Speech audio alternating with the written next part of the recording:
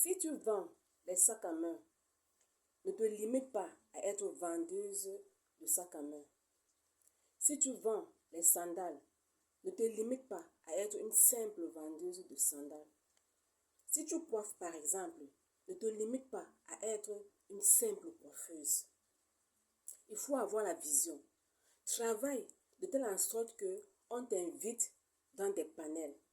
Travaille de telle sorte que on t'invite dans des conférences.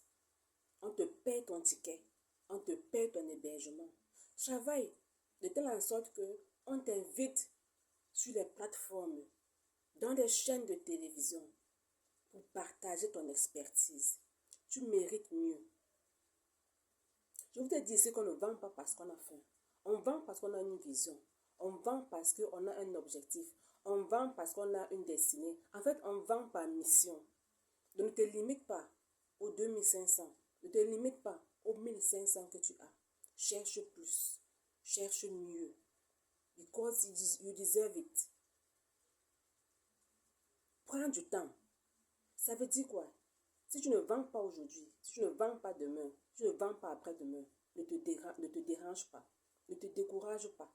Un château se bâtit pendant des jours. Un château se bâtit pendant des années. Si tu veux te limiter aux miettes, il n'y a pas de souci. Mais je crois que tu vaux mieux. Tu es une grande dame. Tu es une digne dame. Tu es une femme de valeur. Tu es une femme distinguée.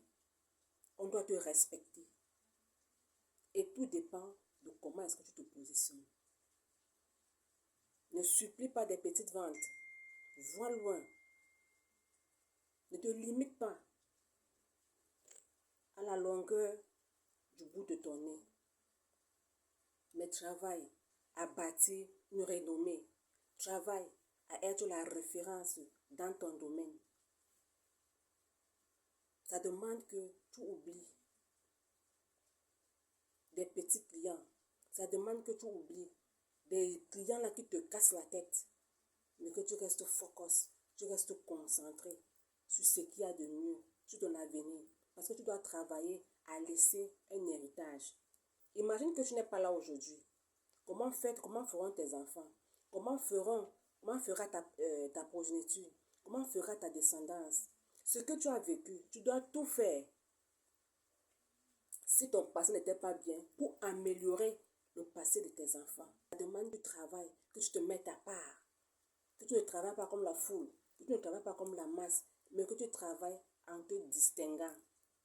Chaque travailleur, chaque ouvrier mérite un salaire. Et je te dis, si tu travailles comme je te dis là, si tu travailles comme je te conseille, si tu travailles comme je te guide, comme je te montre, tu ne le regretteras pas. Tu viendras me remercier. Travaille comme une professionnelle.